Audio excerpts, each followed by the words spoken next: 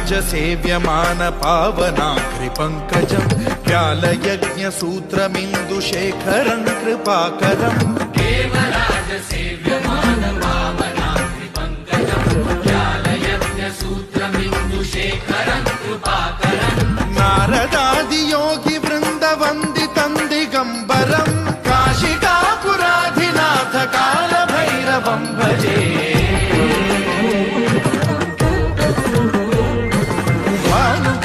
भास्वरं भवाब्धितारकं परं नीलकण्ठमीप्सितार्थदायकं त्रिलोचनं कालकालमम्बुजाक्षमक्षशूलमक्षरं काशिका